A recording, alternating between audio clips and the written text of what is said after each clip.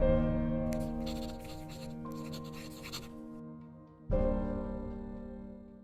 everybody. Welcome to another one of our student ministry lessons. This week, we are still in our Jesus Is series, and this is going to be week 3. Like, let's say you get caught in a lie, and your friend or parent confronts you. What do? Do you typically stick with the original story, just kind of write it out and see what happens, or do you make up a brand new story as you go along and hope a new story will actually work, or maybe you tell the truth because you're terrible at lying, right? I mean, I kind of hope it's the last one, but I bring up uh, lying and telling the truth because I think many people believe that truth, it doesn't matter. Some people say truth doesn't even exist. They say there's no way to know if anything is always true for everyone. So, for the last 2 weeks, we've been talking about who Jesus is. So far, we've said that Jesus is God and that Jesus is Savior. But today, we're going to be talking about a third thing that Jesus is. But to some people, this one is actually probably the most controversial. And so, the debate about whether there's truth or not isn't a new one. In fact, a man named Pontius Pilate seems to have engaged Jesus in this very debate just before Jesus was sentenced to death for the crimes that we know he didn't commit. So here's what's happening in that story. So the religious leaders of the day, they wanted Jesus dead, because, like we said 2 weeks ago, Jesus was claiming to be God, and this outraged the religious leaders. But they had a problem because legally they weren't allowed to sentence anyone to death, because, as we've talked about, like, the Roman Empire was in charge of Jerusalem at that time and the people of Israel. So they needed the Roman government to sentence someone to death. And so the religious leaders took Jesus to the Roman government, who was Pontius Pilate. And Pilate, he wasn't convinced that Jesus was guilty of doing anything wrong. So in the Gospel of John, chapter 18, we see that Pilate questions Jesus as he tries to figure out what's going on and what he's supposed to be doing. So Pilate asked Jesus, "Are you the king of the Jews?" Because if Jesus is claiming to be the king, Pilate has a problem because the Roman government already had pretty much their version of a king. And so Pilate can't have someone threatening to take Herod's rightful spot as king. So is Jesus a king? Well, first, Jesus responds with a question. He asked Pilate, "Is this your own question, or did others tell you about me?" Pilate responds by saying, "Well, the Jews handed you over," and he asked Jesus what he had done wrong. Well, then Jesus answers his original question by saying, "Well, I'm kind of a king, because Jesus says he has a kingdom, but it's not an earthly kingdom."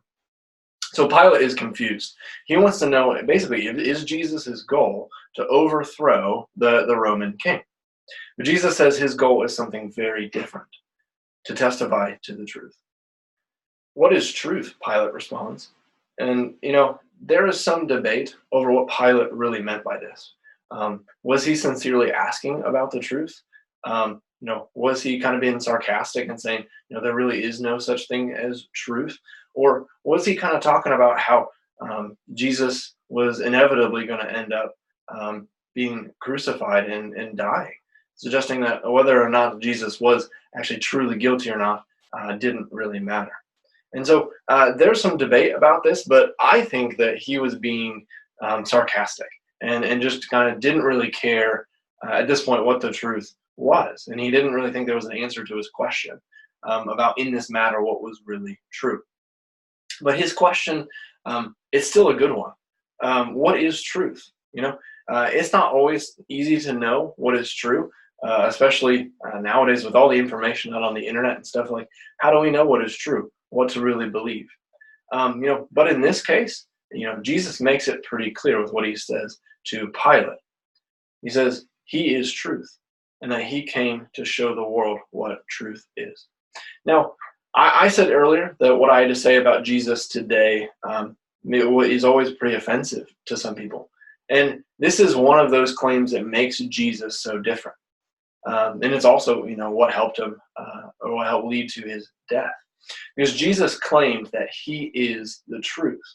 And those of us who believe in him and trust in him still believe that he is a truth, and that the truth in this world isn't just an idea. Truth is a person in the person of Jesus. And so when he was talking to Pontius Pilate, that's not the first time that Jesus made this claim. Just a few chapters earlier, Jesus said something similar to his disciples. So we're going to read in the Gospel of John, chapter 14, starting in verse 1. So Jesus says, "Let not your hearts be troubled. Believe in God. Believe also in me. In my Father's house are many rooms. If it were not so, would I have told you that I go to prepare a place for you? And if I go and prepare a place for you, I will come again and will take you to myself, that where I am, you may be also. And you know the way to where I am going." Thomas said to him, "Lord, we do not know where you are going. How can we know the way?" Jesus said to him, "I am the way and the truth and the life. No one comes to the Father except through me. If you had known me, you would have known my Father also. From now on, you do know him and have seen him." So Jesus is talking to his disciples, and he's trying to comfort them and let them know that he had a plan no matter what happened next. And so Jesus says that he's going to be going to his Father's house to prepare a place for them, a place where God is and where they're invited to be too. And the disciples, they seem a little stumped even. And Thomas asked Jesus a question. Since they don't really know where exactly Jesus is going, how could they know how to get there? And that's really kind of how they're confused. Like, what's the address? Like, what's the town? Where is Jesus going? Can they have directions? What time are they even supposed to arrive? No, they're probably, they're really confused. But Jesus assures them that they do actually know the way to where he is going because they know him. He's the one true way to God. Now, this is one of those passages that the disciples seem to still be kind of confused about who Jesus was. And so, Jesus was referring to being in the presence of God, and I feel like they kind of missed this at first. So Jesus says that he is the way to God, and that is the pretty bold claim that Jesus makes in verse 6. He says, "I am the way and the truth and the life. No one comes to the Father except through me." And that's the claim right here that makes so many people upset about Jesus, and frankly makes them uncomfortable, because Jesus is saying that there is truth and it's in Him. And I can see how there's a lot of things in that statement, a lot of reasons why people might dislike that, or not like the fact that Jesus says that He's truth, or that He's the only way to God. People like having options. People like believing that what's true for someone else doesn't always have to be true for everybody. But Jesus is making it clear here that He is the only way to God, and that He is truth. And so, we've talked before about how we do all have questions about God in our faith, and sometimes we're not able to find answers. But Jesus doesn't shame us for having those questions and doubts, just like He didn't really shame the disciples here for having those questions. So Jesus reminds the disciples that He is truth and that He is the way to God. And if they know Him, they will know the way to God as well. And I think He's reminding us of that truth.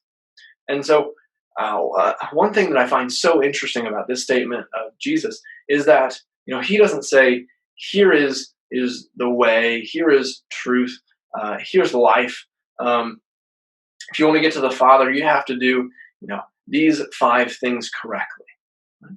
He says, "I am the way." Jesus doesn't give us this textbook filled with the right answers and all these formulas.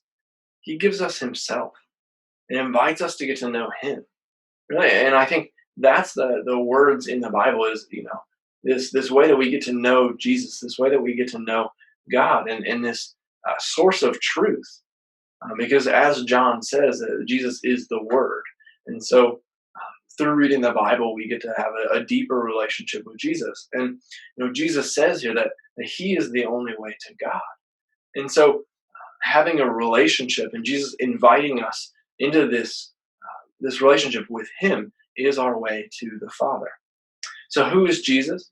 Well, these stories in the Gospel of John and Jesus' own words make it pretty clear that Jesus is truth. So maybe you're thinking, okay, like that's great. Jesus is truth. But what does that mean for us today? What does that mean for me? Well, why does this matter? Well, there's one more moment in the book of John that I think is pretty important that we should read. It's in the chapter 8, verse 32. And it says this: "And you will know the truth, and the truth will set you free." When we know Jesus, we know truth, and his truth sets us free. It sets us free from the power of sin and death. It sets us free from guilt, from believing lies about God, ourselves, just the world that we live in. It frees us from shame, from fear, anger, unforgiveness, and brokenness, and anything else that holds us captive. Jesus is truth, and that truth sets us free. There's so much truth that we find in the Bible about who God is, who we are, and like Jesus says, he is the way to the Father. And that the truth that we find in Jesus sets us free from these things of this world, whether it's sins we've committed, lies that we find ourselves wrapped up in, brokenness, these moments where we just don't feel worthy of having this relationship with Jesus. The truth of Jesus, it just sets us free. And so today, there are a couple things as we close that I want you to think about. Since Jesus is truth and the true only way to God, do you know him? Do you have that relationship with Jesus? And if you don't, maybe today is the day that you decide that you want to begin that journey and start following after Jesus. Now, since Jesus is truth and the truth sets you free, what do you need to be set free from? Will you let the truth of Jesus set you free from whatever is holding you back, from growing closer to God and letting go of the sins and the guilt and the shame